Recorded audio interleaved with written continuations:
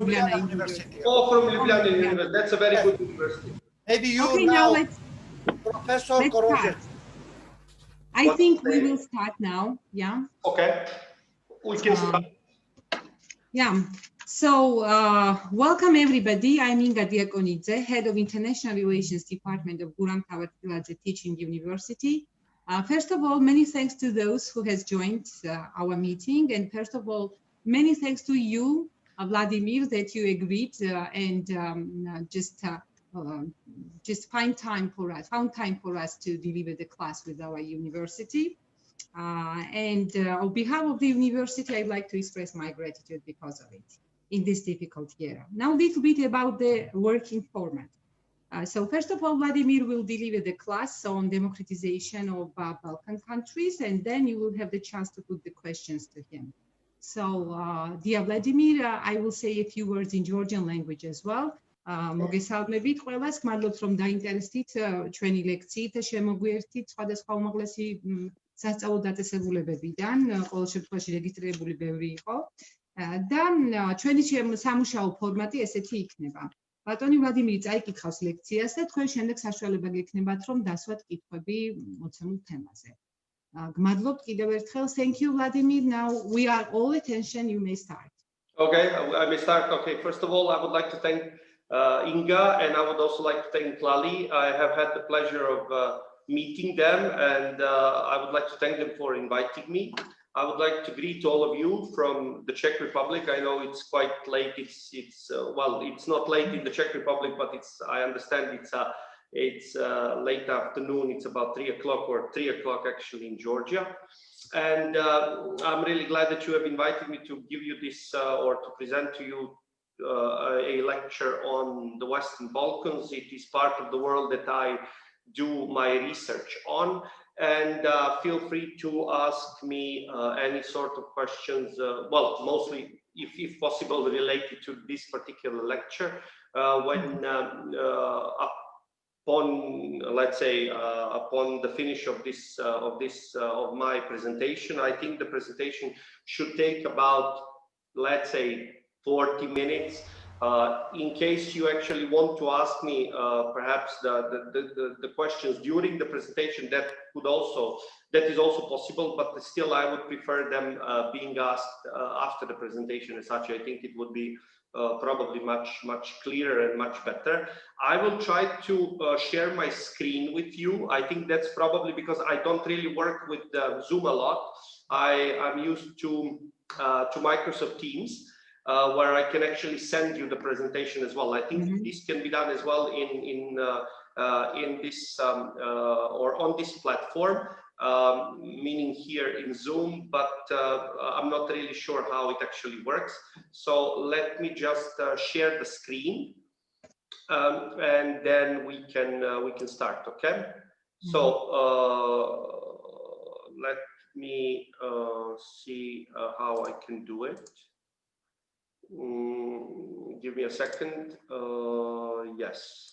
So I hope you can see my screen now. Can you see my screen? Yes, we can see. We can see. Yeah. Okay, thank you. Super. So basically, what today I will be discussing is democratization, and I will try to present you a couple of very brief points, and I would say also very general points on the processes of democratization that I also do in my research.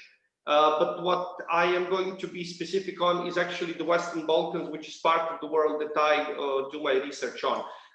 Meaning I will be discussing the difference between Balkanization and Europeanization, as it is written here. So as it is written here on this particular slide. There is also a book that I have co-edited with a colleague of mine. The book was published last year in the end of May 2019, the beginning of June, that actually discusses this particular topic. And in this particular volume, we discussed fight against corruption on the one hand and regional relations in the Western Balkans, right? So to start with the democratization processes, I would say in the last several years, you have seen a number of problems related to the way that to the way that democracies are run. And that's why I presented you this, I would say, relatively funny, or perhaps some people will not consider it funny, sketch saying, what's democracy? And the lady here responds that democracy is the freedom to elect our own dictators. Now, why am I asking you, why am I presenting this to you? I'm presenting this to you in order to show you that actually there have been quite a number of problems that even quite democratic countries in the world have witnessed.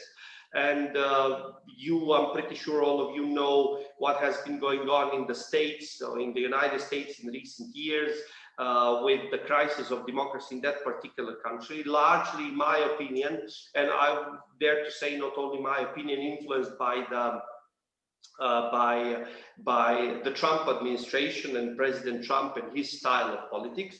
Whereas if we move from this American context to this European context, then you are also able to understand that there has been a number of problems with the way even democracies in the European Union are run. So, for instance, if you take into consideration the situation in the countries such as, for example, Hungary, or such as Poland, or even the Czech Republic where I live, and Slovakia, so this Central European context, you're able to understand that, or if you read any sort of news on the region, you would be able to understand that these countries also have problems with the quality of their democracy. And this is something that I would like to discuss with you today, and that's why I am presenting to you this particular sketch that says that democracy is the freedom to elect our own dictators. So, for instance, if you go to today's Hungary, that is run by the prime minister, who is definitely not democratic, Mr. Orban, you would actually see the number, or a considerable number of problems that this particular country has in terms of its democratic system. So the quality of that particular democratic system, that in the opinion of quite a number, I dare to say, quite a number of authors in the field, this particular country, or Hungary, and not only Hungary, has seen a lot of problems in this regard. So basically, you can actually be respecting the democratic procedure by electing those leaders, those politicians who they themselves do not necessarily need to be democratic, meaning that they themselves can have very undemocratic ideas. So if you go to today's Hungary, you would see that the Prime Minister of Hungary, Mr. Orban, has a very specific, if I may say that in a funny way, understanding, in an ironic way, understanding of democracy. If you go, for example, to the United States, you would see that the rhetoric of current President Trump is largely undemocratic, although the country or the system where he has been elected runs as a democracy as such. So this is a very important point for you to remember in respect to the Western Balkans, because there are quite a number of problems in the Western Balkans that point out to the problems in democratization as such. Actually, there are more types of democracy, as you already know. The one that the Western Balkans would ideally reach, if it actually wants to become part of the EU, is the so-called liberal democracy, right? And I have presented to you a couple of points here on the main traits or characteristics of the liberal democracy, whereby voting rights for everybody or for all, with free elections, with the division of powers, with the respect of minorities, as well as the respect of political opposition, with the rule of law, with freedom of speech and free media, and the existence of civil society actually makes a liberal democracy. And this is our goal in some particular way. So we would like to compare this this principle that I am presenting to you here with the situation in the Western Balkans. And then once we compare, the principle to the practice, I can tell you, well, there is a number of problems related to that practice, or the number of problems related to the realities of the countries in the Western Balkans as such. There are, of course, also other types of democracies, more defective or actually defective democracies as such as the so-called term illiberal democracy, which I'm not really sure how many of you know, but it's a term that was coined by Farid Zakaria, who is quite a famous author in the field. And he discussed these illiberal democracies as essentially electoral democracies. So in principle, they run as democratic countries, but they have significant number of flaws. There is a lack of civil rights.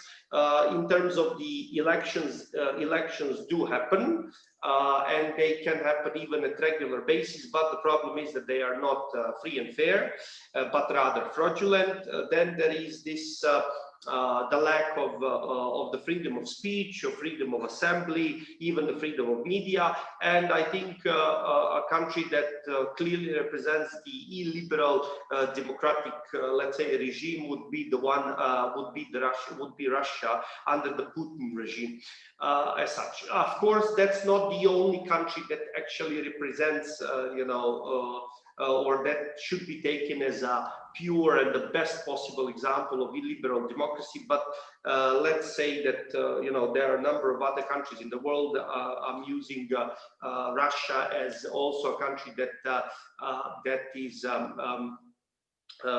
is bordering Georgia, and on the other hand, it is also a country that has been, I would say, up to a considerable point in a negative way, or up to a considerable level in a negative way, involved also in the recent events in Georgia as well. When I say recent events, I mean events in the past, let's say, a decade or 2 decades as such. And that's why when you look at this particular, slide of mine, you see that this sketch tells you, well, protecting democracy would be a lot simpler without all the free speech. And it's kind of funny because many people tell you this, or a certain number of people would definitely tell you that, that protecting democracy would be much easier without a lot of free speech. The only problem at that particular moment is that you don't actually have, a democratic country if you don't have a free speech. So basically, if you actually think that you will be protecting a democratic society by banning free speech, you would not actually be protecting it, but rather you would be ruining it as such. And this is also a problem in the Western Balkans today. So many things that I am mentioning to you now are the things that you will basically see when we address the Western Balkans in a couple of minutes. Basically, you will see a number of problems related to the region, meaning a number of problems related to the quality of democracy as such.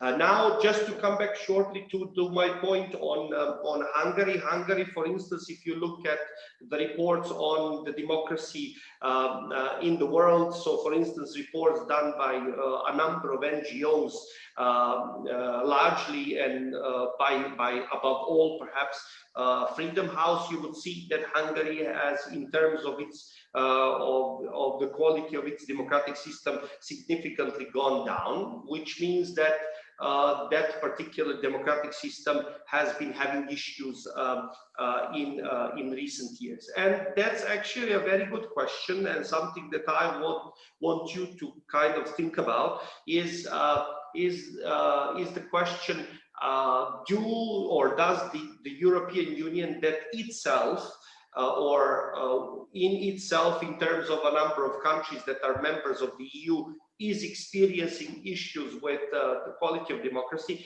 Is that EU actually ready to accept the Balkans, or actually to influence positively democratic transition in the Balkans as such? That is one of the most important points that we will be actually discussing today. That's why when I have, when I'm already mentioning this democratic transition, please remember that when I say democratic transition, I always mean a step from, let's say, an authoritarian form of government, whether that was, let's say, a communist or a socialist country, such as in the case of former Socialist Federative Republic of Yugoslavia that disintegrated in the early 1990s, or, for example, the USSR.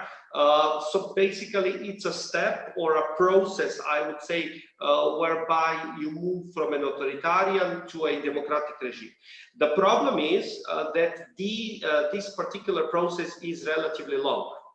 So takes a relatively long time, right? So in terms of the time frame, this process is not something that finishes in a relatively short time, and then, you know, one country successfully manages to move from a let's say authoritarian or a similar type of government to the democratic one. For instance, if I take into consideration a country where I live, and I have lived in the Czech Republic since 2007, Czech Republic in many ways democratized itself within, let's say, a decade and a couple of years more. So let's say about 10 to 13, 14 years, considering the fact that the country became independent in 1993, when Czechoslovakia, or the federative state, fell apart. And it entered the European Union in 2004. So it took 11 years for that particular country to democratize, or actually a bit longer, considering the fact that in November 1989 there were mass protests, and then the so-called Velvet Revolution here in the Czech Republic that started off the process of change, of democratic change in Central or in this particular country and in other countries in Central Europe, where that particular democratic change had already started by that time, such as, for instance, Poland, or at the time Hungary. So basically, if you look at the world now, you see that that many countries have really started with the processes of democracy, or have started to democratize. It's a process. It's a lot of processes connected into one, and you call it the processes of transition or democratization.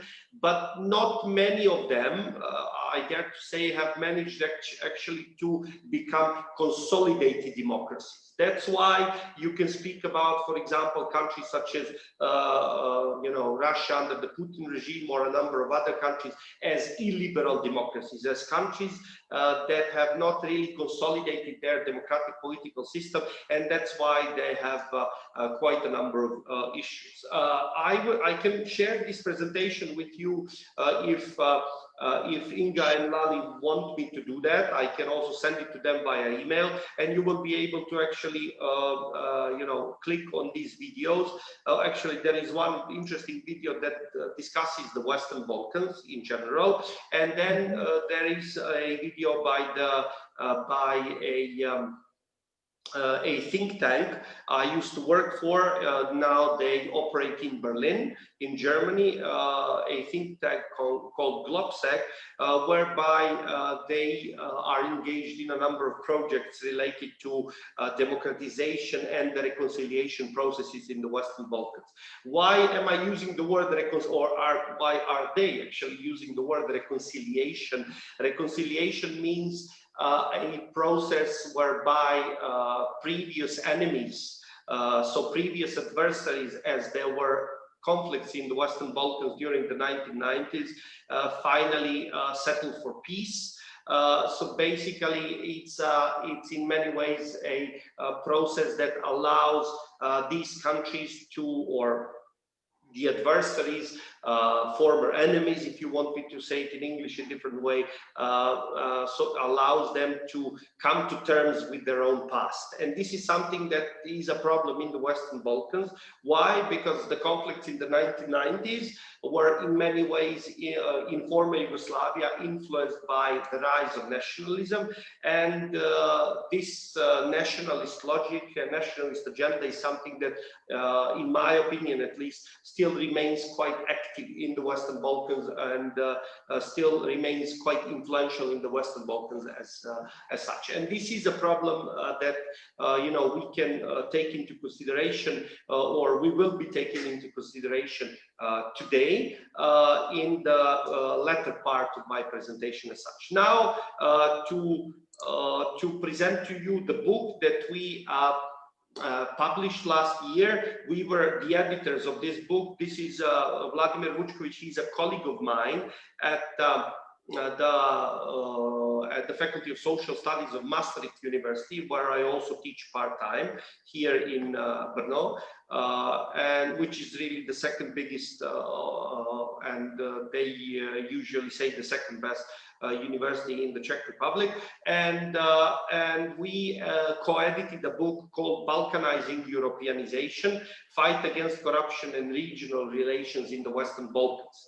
And if you can see, we actually wanted to, and I'm pretty sure you will be able to see, we are using the word Balkanized that I'm going to explain to you in 1 or 2 minutes.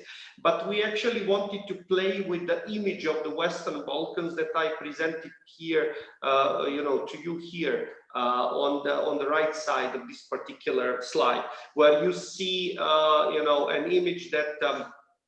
Or a picture really that was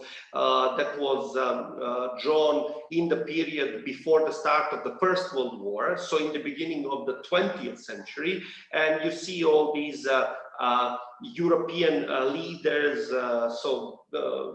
these be presidents or prime ministers or aristocracy, meaning also including kings and czars of Europe that are sitting on quite a big pot of Balkan troubles. So we wanted to play with this idea. We wanted to examine the idea: is the Western Balkans still today this sort of a pot? This sort of in many ways, a pot that should be prevented from blowing up and destroying, I would say, destroying that part of Europe or Europe in general. So that's why we wanted to play with that idea, and we actually wanted to see, since the Western Balkans is on the way to the EU, how do the regional relations in the Western Balkans today look like? Are they better when you take into consideration the fact that there were conflicts in the 1990s, the so-called wars of Yugoslav succession, as termed by Professor Sabrina Ramey, who I have had the pleasure of working with on a number of projects. And we also wanted to check the fight against corruption in respect to the fact that we actually wanted to see how have these countries actually managed to democratize in respect to one of the most important things before you actually enter the European Union, and that is the rule of law. So we wanted actually to address the perspective of the rule of law, and within that particular perspective we wanted to address actually fight against corruption, or institutions that are aimed at the fight against corruption in this particular part of the world. Now, to explain to you the word Balkanized, that's actually a very interesting word, and to explain you exactly which countries I will be addressing here, is that first of all, there are several countries that we are addressing here. I will start from the west: Bosnia and Herzegovina, Montenegro, Serbia, Kosovo, Albania, and now North Macedonia. So it used to be, up to several years ago, called FYROM, former Yugoslav Republic of Macedonia. As of late, and 2018, Greece and North Macedonia, or now North Macedonia, at that time a federal former Yugoslav Republic of Macedonia, have agreed to this new name, and that name is North Macedonia as such. Now, what does it mean to Balkanize? That's a very interesting word, because in English, it's English is a beautiful language. It's a very rich language, and then there is this word Balkanize, which that's the reason why we entitled or titled our book, we wanted to give it a title, Balkanize, as in Balkanization, right? So Balkanization is derived from this Balkanize. Balkanize, or to Balkanize, means to divide one particular region or a body, as it is written here, into smaller, mutually hostile. So having enemy, let's say having hostile relations with each other. When I say hostile relations, I mean they consider their neighbors. They consider their neighbors from the region in a hostile manner, or they see them as enemies. So we actually wanted to play with this particular idea and to see how much has the Western Balkans actually progressed towards the EU in respect to the quality of the democratic system. Obviously, we did not actually want to, and we could not actually provide a wholesome picture of the region in respect to every aspect of the European integration, whereas so in that particular regard, we wanted to pay attention particularly to the issue of the rule of law, and at the same time to the issue of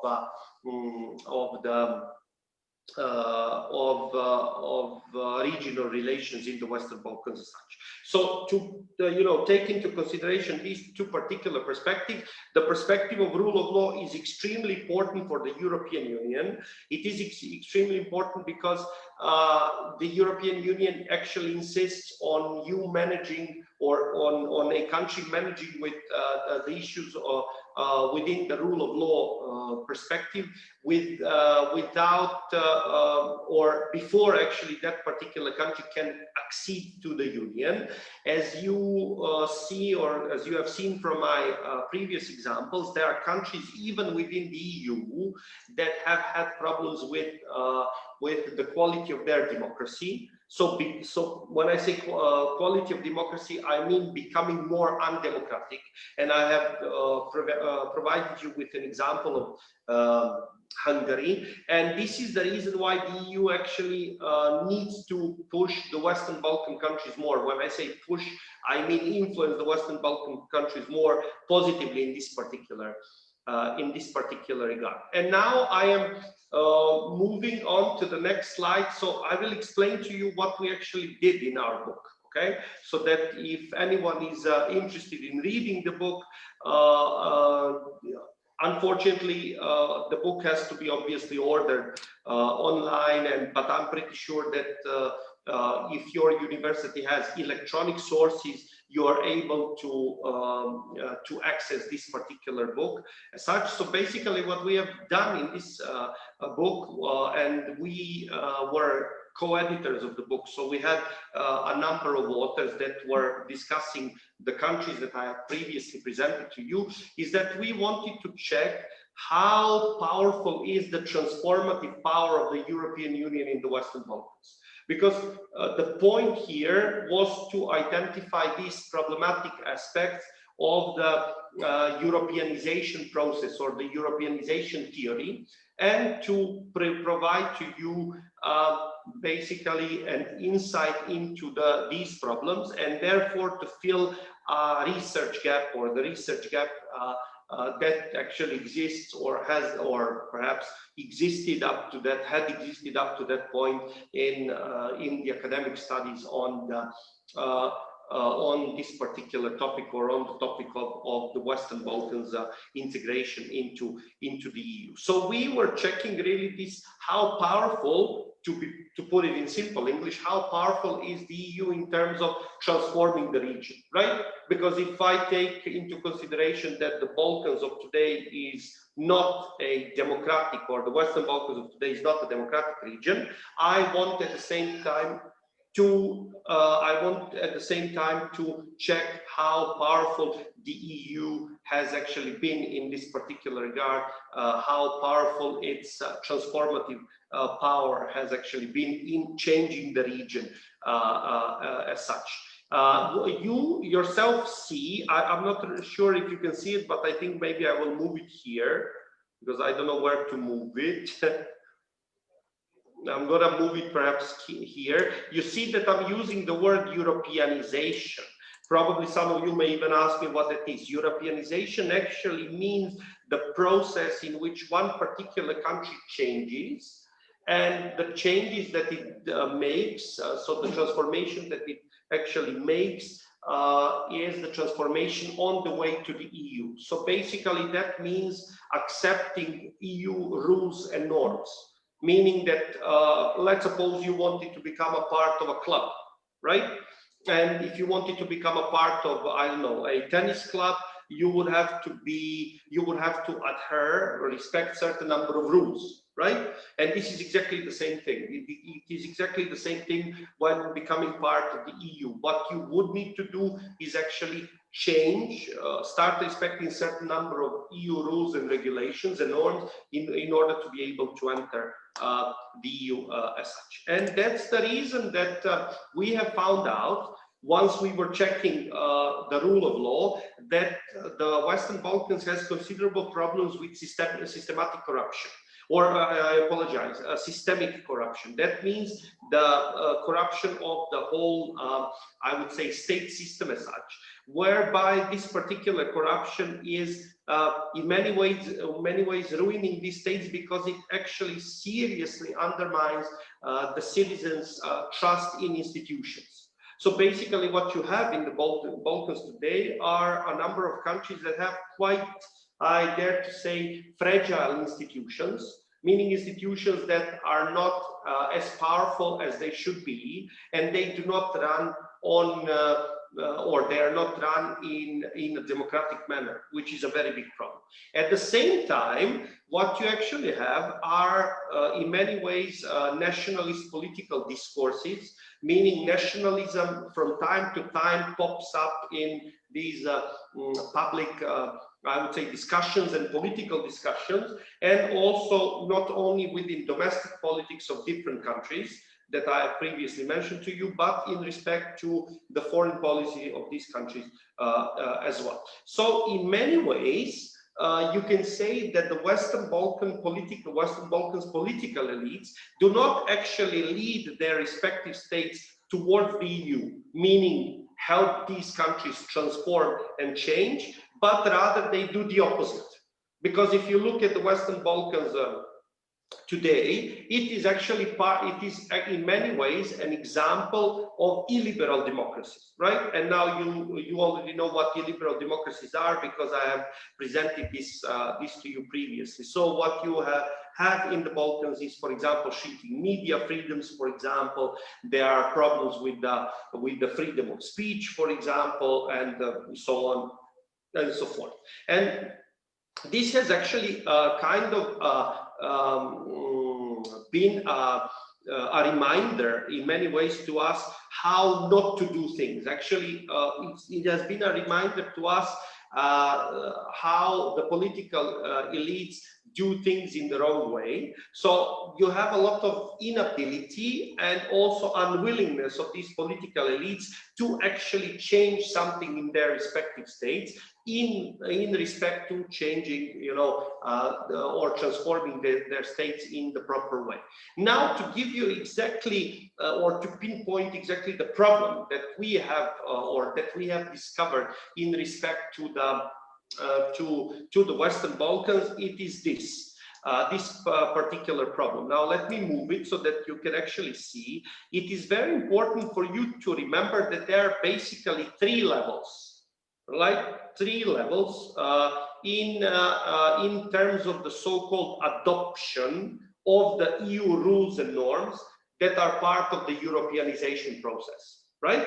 And this is something I took from our book. I think this was taken from as it is inspired by a very well-known author in the field called Arolda Elbasani, who is a very, very famous author. She hails from Albania, and today she is a Jean Monnet scholar, in Europeanization studies. We have had the pleasure of working with her. She worked with us on the book, and she teaches at New York University. I had the pleasure of meeting her last year when I was presenting her with our book, because she had a chapter of hers when I was visiting Columbia University in the city of New York last year. So basically there are three levels that we are speaking of. We are speaking about the so-called verbal adoption, whereby, politicians say a lot of things. They do a lot of, speaking, but often they say things that they actually don't mean. So in many ways, for example, you have this verbal adoption.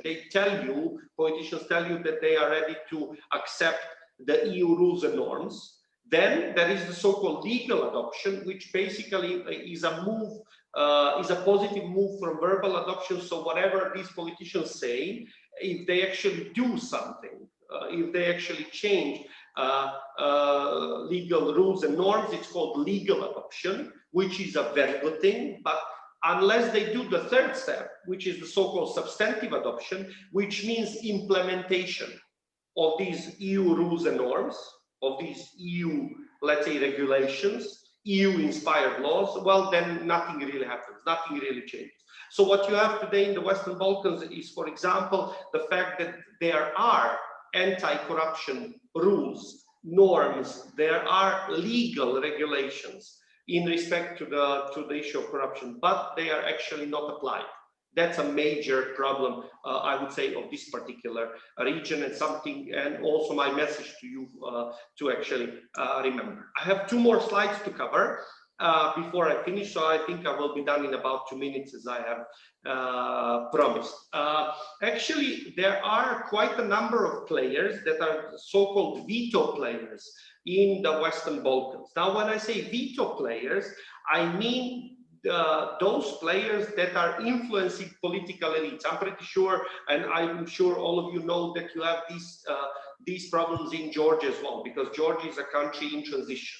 And often you have, for example, businessmen, tycoons, people who, for example, were previously or even currently are security officials, those who belong to the organized crime, who can actually influence the political elites not to do certain things, right? So not to fight corruption instead of fighting corruption. And this particular approach, this particular actually problem is something that you can find in the Balkans today, or so this particular scenario is something that you can find today in the Balkans, and in my opinion represents quite a challenge or quite a problem for the Western Balkans in respect to the Western Balkans becoming part of the EU. So in many ways, it is kind of ironic that actually the EU has started changing the region, started transforming the region by influencing it in a positive way. The only problem is that many of these changes remain, unfortunately, quite superficial. When I say superficial, I mean in many ways formal, and that basically prevents the region from moving, closer to the EU as such. And my last slide. There is, in my opinion, or in our opinion, and not only related to the book, I can also send you an article, or I can also provide you with a link to the article that I recently published, or several months ago. We published it with a London-based colleague of mine. We believe that there are actually there's not a lot of proof of real change in the Western Balkans. So there is a lot of cosmetic, formal changes that we believe actually prevent the region from moving closer to the EU. The other thing is, and that we have to be kind of, that we have to accept also the fact that in several years ago, the region of the Western Balkans saw considerable number of refugees and also immigrants passing through the region. Many of them stayed in the region because they were prevented from moving on to the EU, and the EU used the region as some sort of a buffer zone, meaning a buffer zone where stability needs to be maintained, but at the same time, that particular region was not, by the EU at least, envisaged as some sort of was not envisaged as a region, or as the region that is in need of democratic, I would say, progress as such. I hope that this particular approach by the EU will end, because there are problems with the corruption in the region that are quite considerable, that in my opinion prevent the region from moving closer to the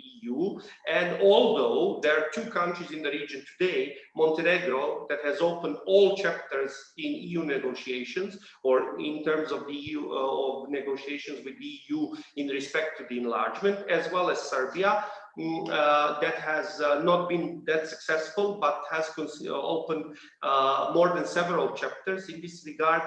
These two countries will definitely not enter the Union as they were envisaged to enter in 2025, but this process will actually take much longer. When my students ask me how long, I usually tell them it will take probably a decade, or in my opinion, perhaps more than a decade before these countries actually enter the EU as such. The EU has had quite a number of problems with Bulgaria and Romania. Romania in particular as an example of a country that has had and also has seen a lot of protests in respect to the rule of law and corruption. So I don't think that the Western Balkans are in any particular way yet ready to enter the union as such. And that's my last slide. I, of course, like to thank all of you for coming to the lecture, and I hope you will stay well and stay healthy. That's the most important thing. To wish you all the best in 2021. So for the year to be mask-free and a healthy year. And of course, I'm sending you greetings to from the Czech Republic. And as I have promised to both Lali and Inga, I will hope, or I will try. I apologize. I will try to organize a number of my colleagues in respect to handing in a project of cooperation with you, and hopefully, let's say next year in 2021, to quote Inga, we will be more successful than this year. So yeah, that's all for me. As I have said, it was about 40 minutes. Now I have about ideally 30-35 minutes for a discussion, because I have to be done at about 1:15, which is probably 4:15 your time, because I have another meeting after that. So if you have any questions, feel free to ask me. Thank you very much. Thank you. Thank you. Thank you even so much. Now, please, if you have any questions, please ask Mr. Vladimir. Yes, if you have any questions, let me just stop sharing. Okay, I've stopped sharing, and yeah, let me know if you have any questions. I can try to send you the article that I wrote with a colleague of mine, if you are interested. Yes, of course, sure. So I'm sending it in the chat. So here it is.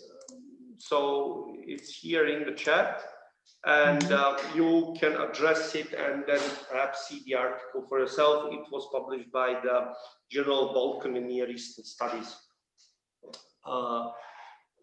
That is based in London. So feel free to ask any sort of a question, that, if there are any questions, of course. There's questions, students and seniors with the same chance.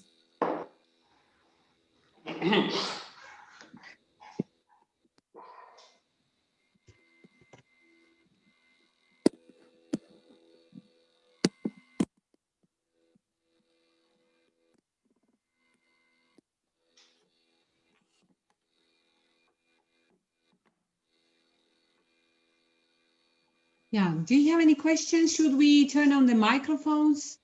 Or Chotiko, maybe you will turn on the microphones, because yeah, maybe they want to ask something.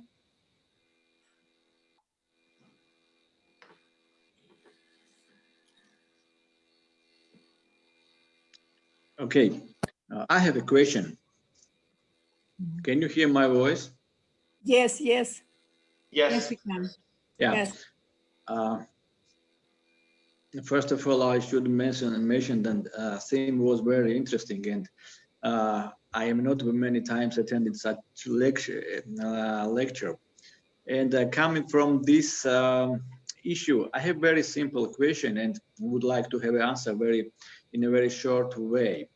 Let's say, let's pay attention to the Slovenia and Croatia.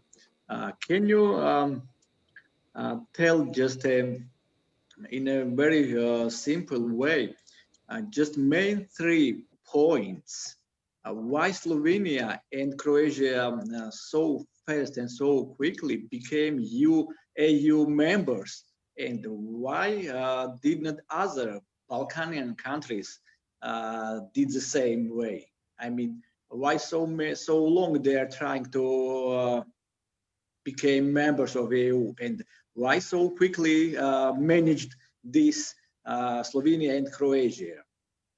How you explain this? Because all of them were in the past the members of Yugoslavia, as you know also. Thank you. Koba, thank you very much. Yeah, that's a very interesting question. Yes, only 2 countries of former, or let's say former republics of Yugoslavia, of the socialist Yugoslavia, some people would say Tito's Yugoslavia, actually the country where I was born. I was born in that country. Have become members of the EU. Slovenia became member of EU in 2004 together with the Czech Republic. Croatia became member of the EU in 2013 on the 1st of July. I remember because I was at that time at Columbia University finishing my doctoral thesis, because I was there for several months as a visiting researcher. These 2 countries have managed to make considerable, how to put it, considerable progress when compared to the rest of the region, right? Slovenia in particular, because Slovenia almost did not have to deal with any sort of, I would say, post-Yugoslav syndrome that other republics had to deal with. If you look at, for example, the dissolution of Yugoslavia, Slovenia, there was a relatively short passage of arms in Slovenia at that particular time, and the country managed to break away from the Yugoslav legacy in many ways.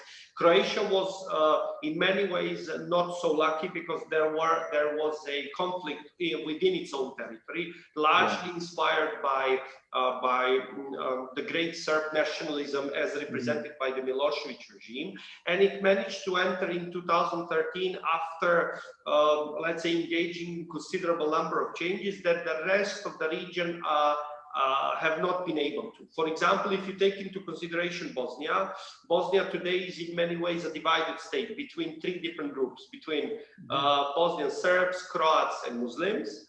So in many ways, it's a country that is frozen, right, in respect to its international, let's say, international or foreign policy. If you take into consideration Serbia has to deal with Kosovo, or Kosovo has to deal with Serbia, right? Kosovo is independent, recognized by about half of the United Nations members. Serbia does not recognize Kosovo. Germany has been quite vocal, but a number of other countries in the EU as well, in respect to saying to both Serbia and Kosovo, deal with these issues. Let's have this recognition by Serbia in order for both countries to progress to the EU. When you look at North Macedonia, if you remember, Greece was blocking Macedonia effectively from the end of 94, 95 up to 2018. And the country could not move on due to the issue of its name. So for instance, there is a region of North Greece, or a province of northern Greece, which is called Macedonia. And there was this official position by Athens that the name Macedonia in many ways infringes upon rights of Greece, and in some way is questioning Greek sovereignty, which in my opinion was absolutely untrue, but this is not the time to discuss this issue. Nevertheless, so there was the problem with North Macedonia that could not actually move, but because it's kind of specific. North Macedonia has had the status of the candidate country since 2005. But has not started its negotiations in many ways yet. Most lately, not only due to the issue of the name with Greece, but also the issue of which is a completely new thing, the issue of the language that now and identity that now the Bulgarian side is pushing against the start of negotiations with EU negotiations with North Macedonia, saying official Bulgarian position is that these are quite problematic issues that need to be resolved, that there is no really such thing as Macedonian language, but rather this is in essence Bulgarian. There is the question of history and so on and so forth. This is the problem. So basically, out of the whole region, as you can see, it is only these two countries that have managed to overcome the legacy of the Yugoslav regime. I think that even Croatia had quite a number of problems in managing it, but nevertheless managed it somehow. But all other countries in the region simply have not managed to do this. So, for example, if you go to Montenegro, which is in many ways it's an ironic situation. It is the country that has opened the most chapters, or actually all chapters, not closed all of them. It has opened chapters and provisionally closed some of them in respect to the rule of law, and there are 35 chapters. In respect to the EU enlargement, and there are 35 chapters in EU negotiations. You have to basically open, provisionally close, and then close in order to become a member of the EU. That particular country has quite a number of problems with corruption, right? So the quality of its democracy is definitely not something that the EU can accept. On the other hand, to be honest, there are a lot of critiques of this particular approach, saying, well, look at today's Poland, look at today's Hungary. These countries have problems with the quality of democracy, right? For example, the issue of abortion in Poland that you already know about made a lot of women, and not a lot of women, a lot of men and women fight for their rights. The Orban government in Hungary is absolutely terrible in terms of how undemocratic it is. So in many ways, there are people saying, well, maybe we should take it easy when it comes to the quality of democracy in the Western Balkans. Nevertheless, yes, only two countries have managed to break away from Yugoslav legacy, and the rest, unfortunately, has not been so lucky. Thank you for a clear answer. Thank you. Thank you very much, Koba, for your question. It's a very good question.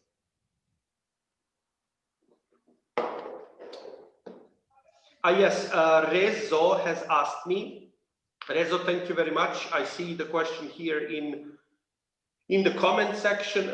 Thank you for the interesting meeting. Thank you as well. I would like to ask you what impacts liberal democratization get the country where they use it. Well, I mean, there are many things.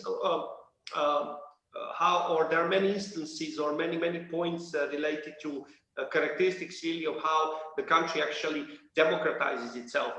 In essence, you need the destruction, if I may say so, of the old or the crumbling of the old regime, authoritarian regime, and then it then depends on how fast you are actually able to reach the point of this liberal democracy. That means how, let's say, how democratic your elected politicians act.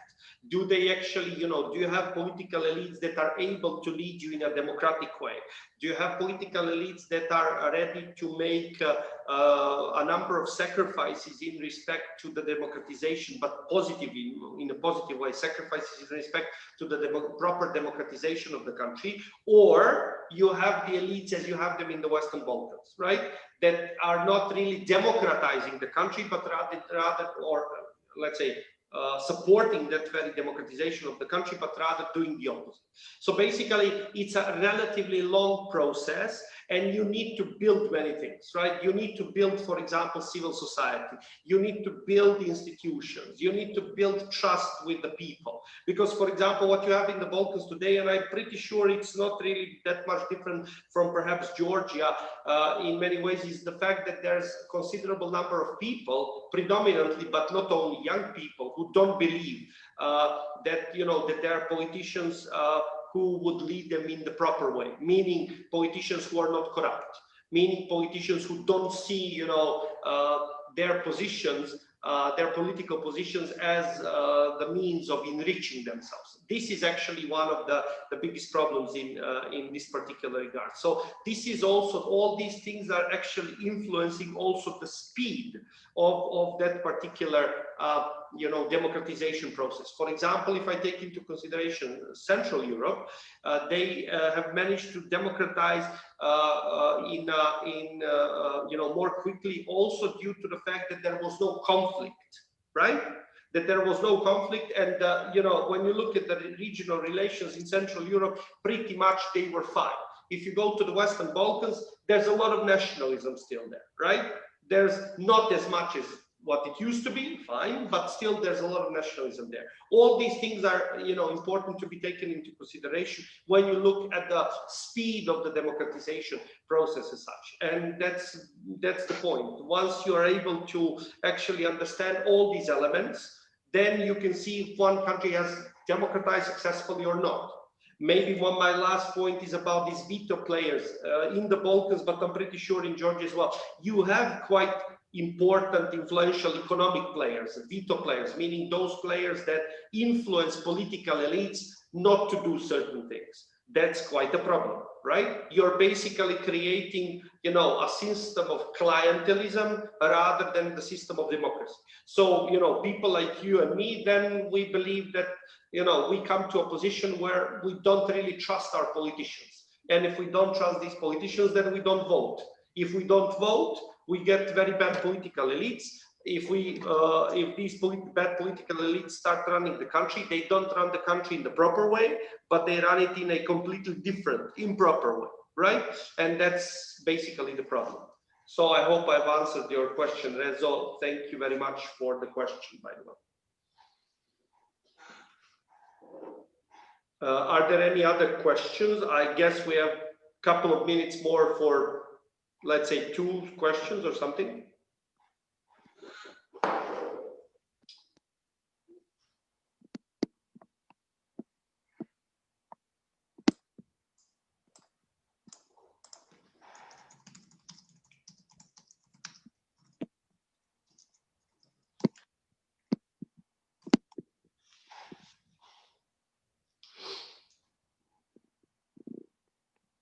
And no questions?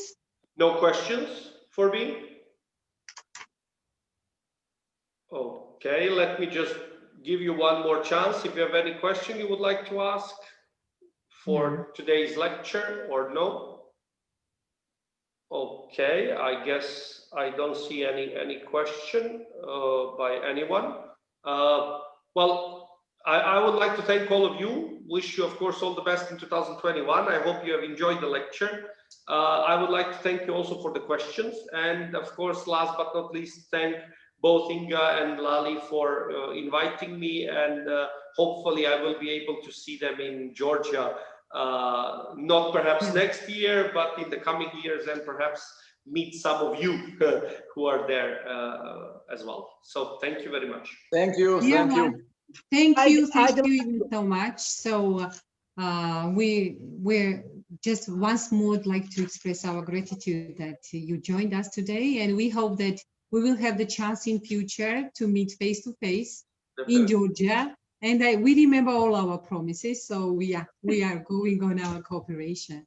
Definitely, thank you very much. I had the absolute pleasure of visiting Georgia. It was really nice. It was very short. So I only came to see Tbilisi. The food was great. The wine was even better. So everything was fine. And yes, definitely. And of course, people were really nice. So I hope to be back as soon as possible. After for a long time, for a long period. Yes, for a long period. Thank you very much. And Thank you so much. I'd like to thank Mr. Vladimir for interesting meeting, and I am glad to see you again. We cooperate among the Visegrad project, and I hope that our cooperation will be continued in future. And then once I wish you Merry Christmas and Merry Happy New Year, and good luck and good health without Stay Corona. healthy. Stay healthy. Yes, Corona free, yes. Yeah. Thank you very much. Thank you. You're Merry welcome. Christmas, Thank Happy you. New Year, and all the best. Take care. Bye-bye. Goodbye. Bye-bye. Bye. Thank you.